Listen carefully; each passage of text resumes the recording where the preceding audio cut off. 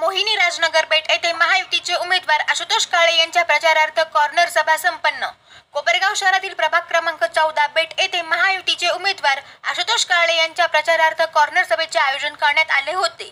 कोपरगाव विधानसभा मतदारसंघात एकूण 12 उमेदवार असून सध्या सर्वच उमेदवार जोरदार प्रचार करताना दिसून येत आहे। महायुतीचे उमेदवार आमदार आशुतोष काळे यांच्या प्रचारार्थ शहरातील प्रभाग क्रमांक 14 परिसर पेठ येथे कॉर्नर सभा संपन्न झाली। आपल्या दादांनी जे 5 वर्ष काम केलं त्याची ही पावती आहे।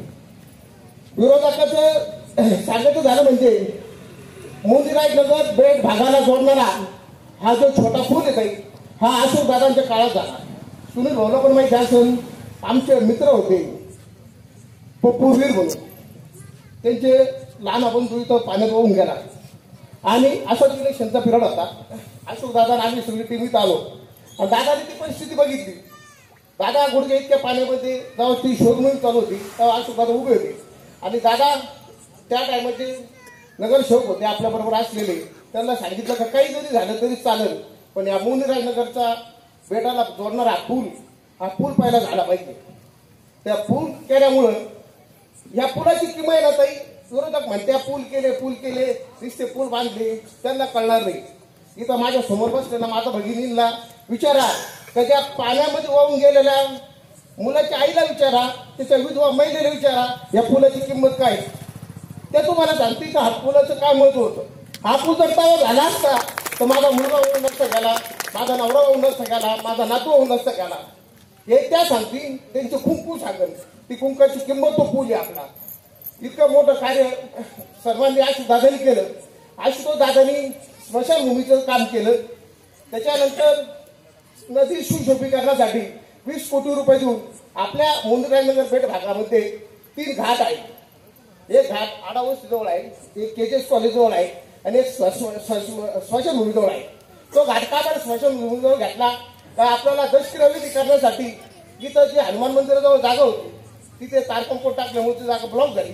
आता अंत्यविधी तिथं होईल आणि दशक्रियाविधी तिथं होईल, त्यामुळं तो घाट तिथे घेतला गेला। इतकं मोठं विकास कार्य दादांनी केलं। पाण्याची समस्या नाही तर काही शैक्षणिक दृष्टीमध्ये ITI कॉलेजचं काम केलं। त्याच्यानंतर आरोग्याच्या दृष्टीनं 5 या तालुक्यामध्ये ग्रामीण रुग्णालयाची स्थापना केली।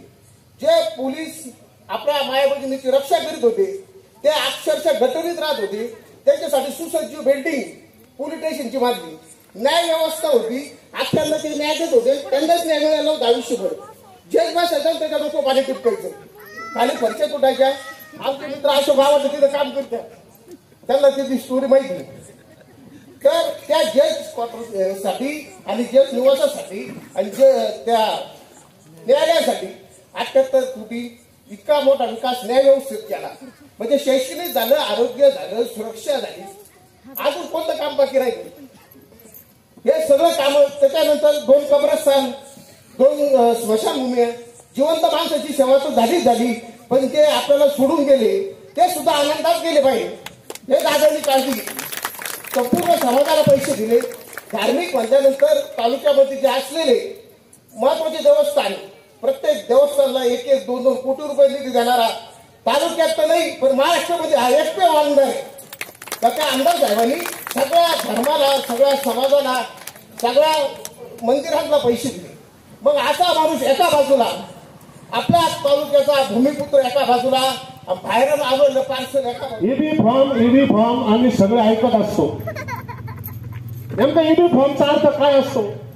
एक सोपा अर्थ आमच्या सर्वसामान्यांना माहित आहे। ईबी फॉर्म म्हणजे त्या पक्षाचा अधिकृत उमेदवार असा असतो, परंतु आमच्या सन्माननीय मित्रांनी जे विरोधक झालेले आहे त्यांनी ईबी फॉर्मचा एक वेगळाच अर्थ मनात लावून घेतला।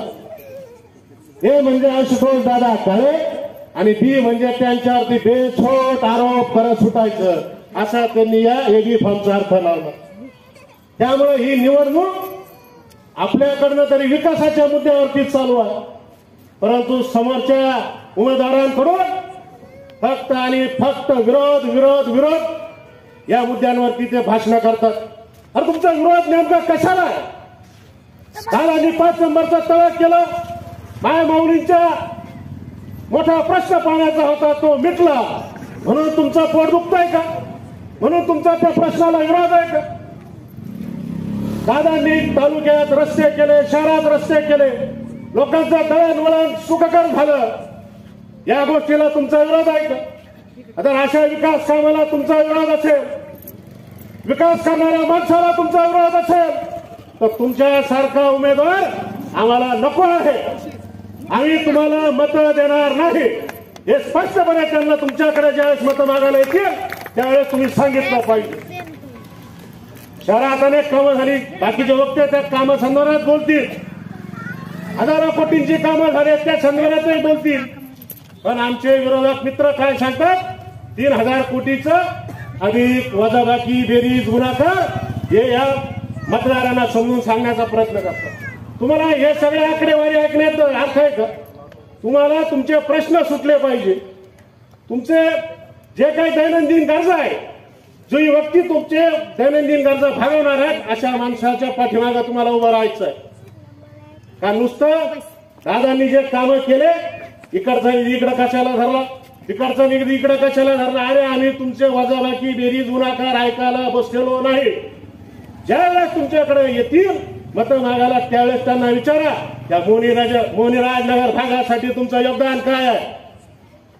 तुम्हाला आज उमेदवारी मिळाली म्हणून तुम्ही सगळे चौक हिडताय, प्रत्येक नागरिकाला भेटताय, पण इथून माग ज्या ज्या वेळेस आसमानी संकट आली त्यावेळेस तुम्ही कुठं होता?